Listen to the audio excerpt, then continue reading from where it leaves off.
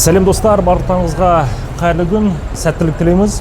Біз өзіміздің жұмысымызды жалғастырып жатырмыз. Өткенде ғана мен ролик берген едім, видеосюжет. Сол жақта үлкен зерттеу жұмысын басталғалы отырмыз деп айтқан болатынмын. Соның жалғасы ретінде қазір үлкен осындай видеосюжет арқылы сіздерге білім бермекшіміз, сіздерге үлкен талдау жүргізіп, үлкен ақпарат бермекшіміз. Бұл ақпаратты әрине біздің кәсіпкерлер, сонымен бірге енді бастап жатқан кәсіпкерлерде пайдаланса болады. Эксперттер, осы бизнес саласында жүрген көп азаматтарға өте пайдалы зерттеу болады деп сенеміз. Соның ең алғашқысын бастамақшымын. Бірінші видеоурок деп айтуға болады, видеосюжет. Не үшін біз жасап жатырмыз, қандай бағытта, мазмұны қандай деп сіздерге айтып өтейін. Осы біздің экономик зерттеу орталығы деген үлкен нацкомпания, 61 жыл болған мекеме, экономик даму министрлігіне қарайды. Соның қарамағында кәсіпкерлік дамыту орталығы бар. Үлкен осында мықты мамандар істейді. Соның бір осы кәсіпкерлер бойынша енді бастап жатқан, осы бизнесті енді бастап жатқан азаматтарға қажетті ақпараттың ретінде осы қазіргі таңда қандай қолдаулар бар екен үлкен бір сұраныс туып жатыр. Ол мәлімет, ол сұрақ осыдан бір 10-15 жыл бұрын қойылған сұрақтар, бірақ оны тиянақты жіліктеп талдау жүргізген мекемені әлі көрген жоқпын. Сол себептен осы жұмысты біз бастап жатырмыз. Ең бірінші үлкен қарап жатқан мәселе бұл мемлекет қолдаулар. Сонымен бірге біз бұл зерттеу жұмысына бизнестен де түсетін қолдаулар қандай бар екен, халықаралық деңгейде қандай қолдаулар бар екен, оны да сіздерге жариялайтын боламыз, көрсететін боламыз. 3 сұраққа жауап бермекшіміз, қарапайым 3 сұраққа. Қандай мүмкіндіктер бар, оның қандай проблемалары бар, және болашақта қандай перспектива дейді, қандай болашақта мүмкіндіктер пайдаланып, оны дамытуға болатын. Осы 3 сұраққа жауап бермекшіміз. Енді біздің осы үлкен зерттеу жұмысы 3 бағытқа бөлінеді. Бұл 3 талдаудан бөлінеді деп айтуға да болады. Бірінші бұл мемлекеттік жағынан қарау. Мемлекет жағынан қарау деген бұл қазіргі таңда қандай мемлекеттік бағдарламалар бар, толығын зерттейміз, толығын сіздерге көрсетеміз. Не бар, ішінде қандай мүмкіндіктер бар, ішінде қандай бағдарламалар бар, толықта көрсетеміз. Екінші бағытымыз бұл бизнес жағынан қараймыз. Бизнестен зерттейміз, соны пайдаланып жатқан, немесе пайдаланбай жатқан мүмкіндік, сол бағдарламалар не үшін пайдаланбай жатыр. Біздің опрос жасаймыз, кәдімгідей кәсіпкерлермен сөйлесеміз, бизнесмендермен. Үшінші, енді соның қорытындысы ретінде бұл эксперттермен бірге соны тиянақты зерттеп, тиянақты қарап, талдау жүргізіп, енді сол бағдарламалар не үшін дамымай жатыр, немесе дамып, бірақ оны білмей, не үшін халық білмей жатыр деп үлкен ұсыныстар, үлкен осындай ақпаратты дайындаймыз. Бұл жұмысқа әрине біздің кәсіпкерлік дамыту орталығының үлкен мамандары қатысқан. Қазіргі таңда біздерде 8-ден астам 8-9 мамандар бар, мықты мамандар.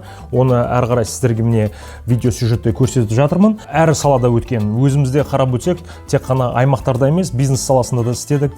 Үлкен мекемелерде, нацкомпанияларда, үлкен мемлекеттік органдарда да істедік. Сол себептен оны жан-жағынан талдау жүргізіп жатырмыз. Әрі қарай басты мақсаты неде? Осы біздің істеп жатқан зерттеудің жұмысының.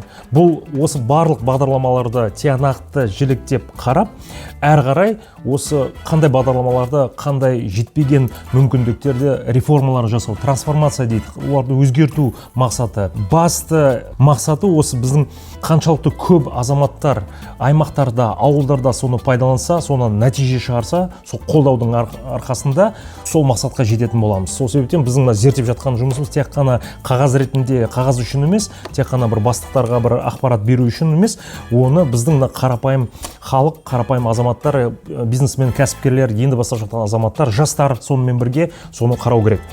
Бірақ үлкен бір фишкасы бар, осы үлкен зерттеудің біз визуализациясын деп қарап жатырмыз, соның бел бұрып жатырмыз. Біздің жұмысымыз осы зерттеу тек қана өзімізде қалмау керек, оны әрі қарай әрбір азамат пайдалану керек. Эксперттер оны кәдімгі үлкен бір фишкасын жасап жатырмыз. Үлкен видеосюжеттермен, видеоуроктар дейді, видеосюжеттермен оқыту бағдарламасын енгізіп жатырмын. Міне қазір алғашқы ретінде жазып жатырмын. Сонымен бірге қағаз ретінде ол кәдімгі жастарға және үлкен бизнесмендерді қараған кезде оған қарапайым кәдімгі әрбір бағдарламаның сырын біле алатындай сондай ақпаратты визуализациясын жасап жатырмыз.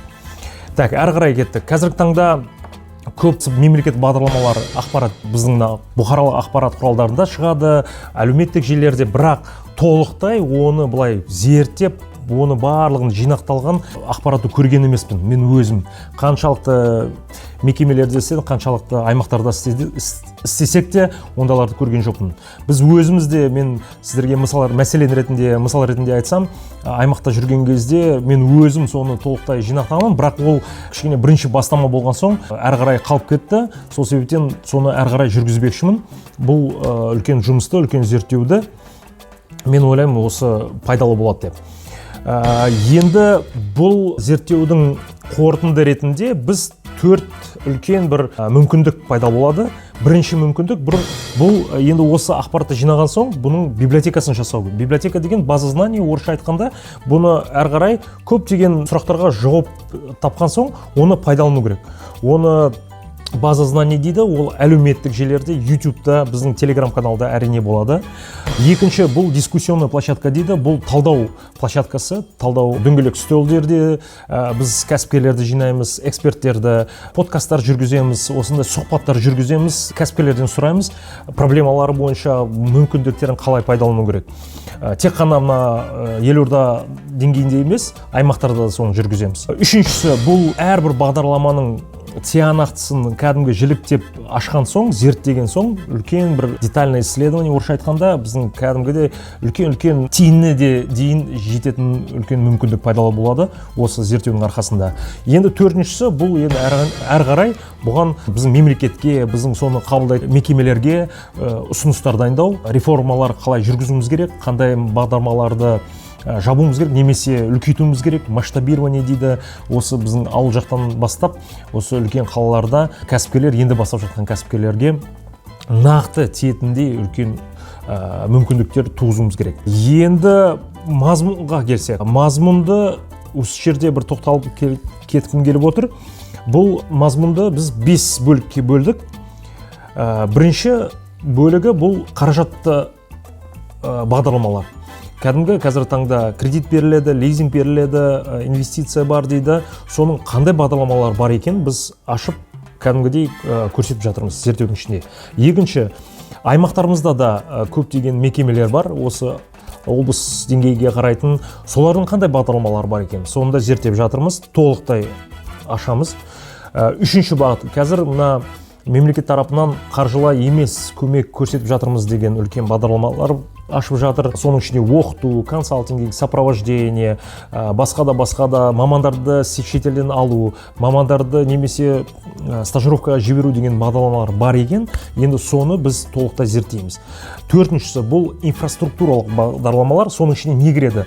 Ол кәдімгі мына әрбір аймақта құрылып жатқан индустриалдық аймақтар, промышленный аймақтар дейді, немесе арнайы экономикалық аймақтар. Оның ішінде не бар? Өз кәдімгідей қандай мекемелер істеп жатыр, кәсіпкерлер, оның қандай мүмкіндіктері бар, толықтай айтамыз. Қайсы облыстарға құрылған, кімге бару керегін толықтай соның ішінде, зерттеудің ішіне енгіземіз.